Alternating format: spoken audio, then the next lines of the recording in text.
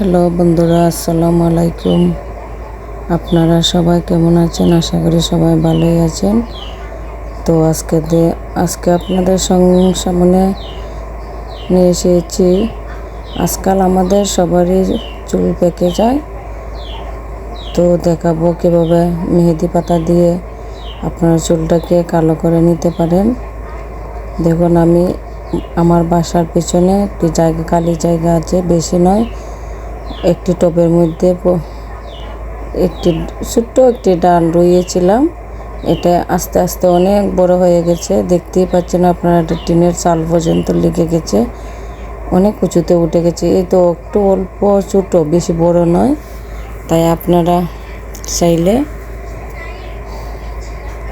নিজের বাসাতে ফেলে রাখা টব, বালতি এগুলো দিয়েই একটি মেহেদির ডাল রোয়াতে পারেন।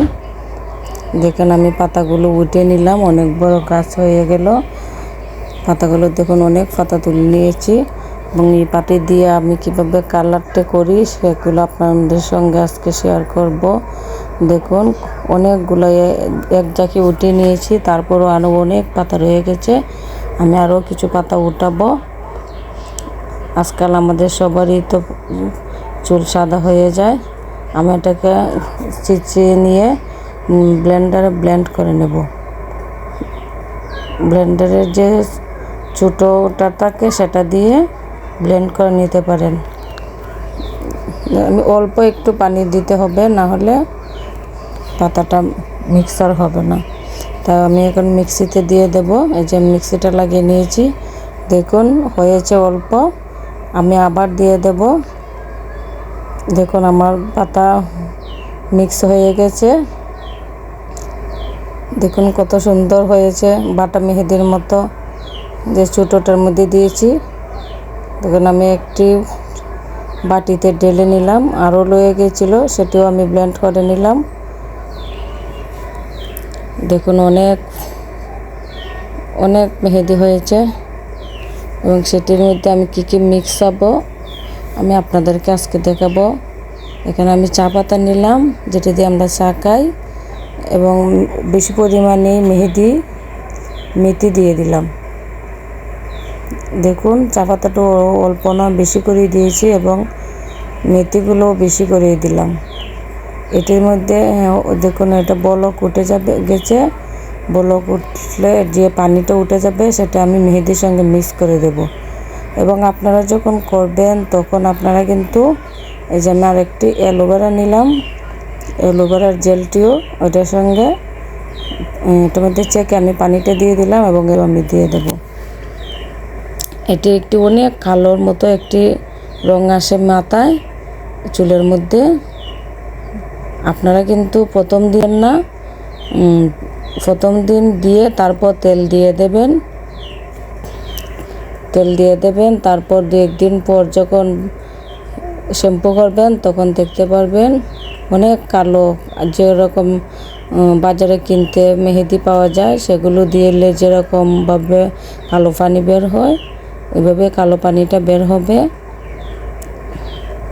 আমি মাঝে মধ্যেই আমার কাছ থেকে ফেরে তারপর সেই পাতাগুলো এভাবে দিয়ে দিই। তাহলে আমার চুলগুলো অল্প অল্প মাঝে মধ্যে সাদা সাদা হয়ে গেছে।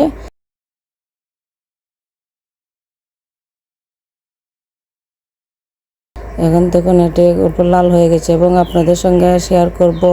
তারপর আমি একটি নাস্তা বানিয়েছিলাম আমার বাচ্চাদের জন্য, সেটা আপনাদের সঙ্গে শেয়ার করব। আমি অল্প ময়দা নিলাম, এটার মধ্যে তেল দিয়ে দিলাম। এটা তো আপনারা সবাই পারেন। তেল দিয়ে দেখুন, এভাবে দিয়ে মুট করে দেখবেন যেন এটা মুঠিতে এসে যায়। এই যে বর্ষাকালের কদম ফুল ছিল আমার বাসায়, টেবিলের উপরে রাখা ছিল, এবং অল্প কালো জিরে দিয়ে দিলাম, এবং ওটার মধ্যে পরিমাণ মতো পানি দিয়ে আমি মেখে নিলাম। এবং মাখানোর পর এটাকে আমি কিছুক্ষণের জন্য ঘুরে রাখবো। এবং এটার ভিতরে কি দেব, পুরটা, সেটাকে আমি রেডি করব। যে আমি এখানে পেঁয়াজ কুচি, কাঁচামরিচ কুচি করে রেখে দিয়েছিলাম, এবং অল্প গরুর মাংস সিদ্ধ করে রেখেছিলাম, সেগুলোকে আমি ভেঙে নেব। দেখুন আমার ভাঙ্গা হয়ে গেছে। এখন আমি চুলায় চলে যাব। ভালো লাগলে অবশ্যই একটি লাইক এবং কমেন্টে জানাবেন আপনাদের কেমন লাগলো। একটি লরি বসিয়ে দিলাম এবং এটার মধ্যে আমি তেল দিয়ে দিলাম। পেঁয়াজগুলোকে ছেড়ে দেব। সবগুলো পেঁয়াজ আমি দিয়ে দিয়েছি।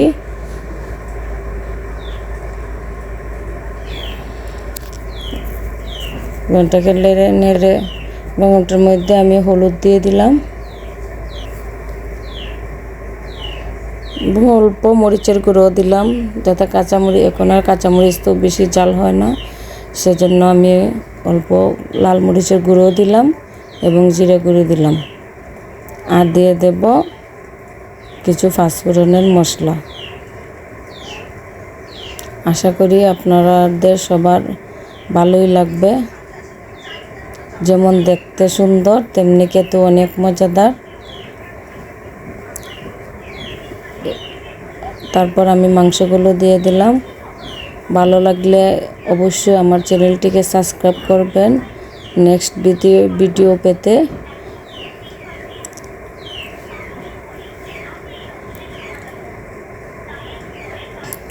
সবগুলোকে নেড়ে ছেড়ে একসঙ্গে লাগিয়ে দিলাম এবং আমি পরিমাণ মতো লবণ দিয়ে দিলাম।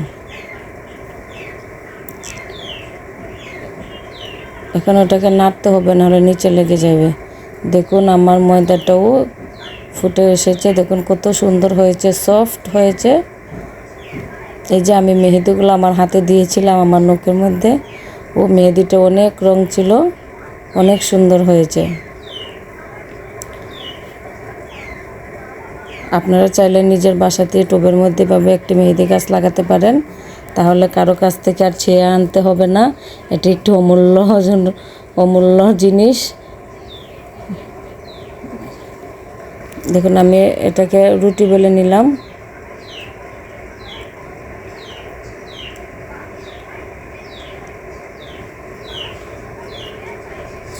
এবং আমি অর্ধেকটার মতো রেখে তারপর চাকু দিয়ে কেটে নেব।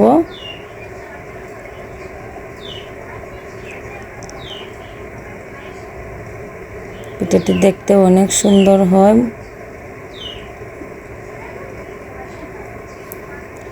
এটাকে চিকন চিকন করে কেটে নেবেন।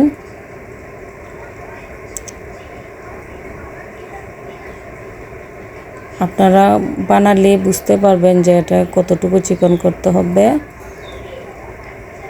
দেখুন আমি এখন যে পুরটি বানিয়েছিলাম ওইটা উপরের দিকে দিয়ে দেব। লম্বা করে উপরের দিকে দিয়ে দেবেন।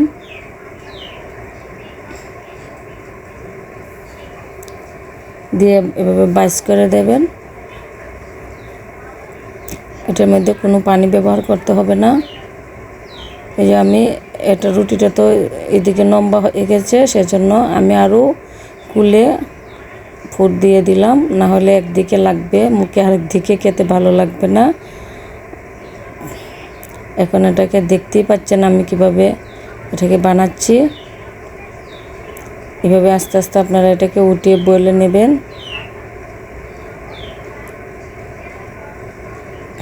তারপর আমি এটাকে গোল করে নেব। আমি কিন্তু আপনাদেরকে পুরাটাই দেখাচ্ছি, আমি কেটে দেখাচ্ছি না। দেখুন কত সুন্দর হয়ে গেল পিঠাটি। মাংসের রিং সমোসা, এটা আপনারা যে কোনো অকেশনেও দিতে পারেন, অনেক দেখতে সুন্দর হয়। আজকালকার মানুষ তো অনেক নতুন নতুন কিছু খুঁজে, সেজন্য আপনাদের সঙ্গে নতুন কিছু বানিয়ে দেখালাম। অবশ্যই ভালো লাগলে একটি লাইক দেবেন। দেখুন আমি আরও একটি রুটি বেলে নিলাম এবং এটাকেও আপনাদের সঙ্গে বানিয়ে আরেকটি আমি দেখাচ্ছি। অবশ্যই আপনারা ট্রাই করে দেখবেন।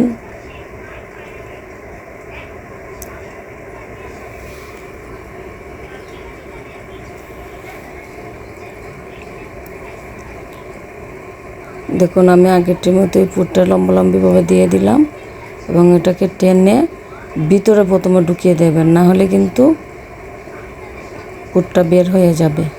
উপর থেকেই প্রথমে বের করে লাগিয়ে দেবেন। আমি চেপে চেপে লাগিয়ে দিলাম। হ্যাঁ, এখন যখন কাটার মধ্যে আসবে তখন আর ওটা বের হবে না।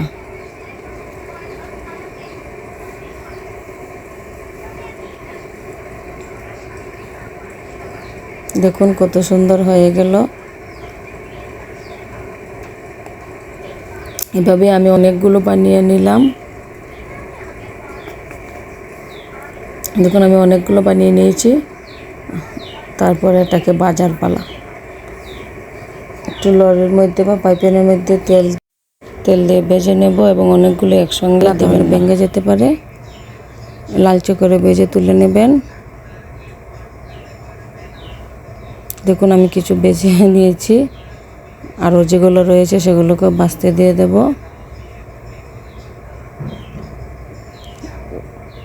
ভালো করে এপিট উপিট নেড়ে দেবেন। এক পিঠ হলে পরে আরেক পিঠ উল্টে দেবেন, না হলে ভেঙে যেতে পারে। দেখুন হয়ে গেল আমার মাংসের রিং সমোসা। সবাই ভালো থাকবেন এবং নেক্সট ভিডিওতে আবার আপনাদের সঙ্গে দেখা হবে। আল্লাহ হাফেজ।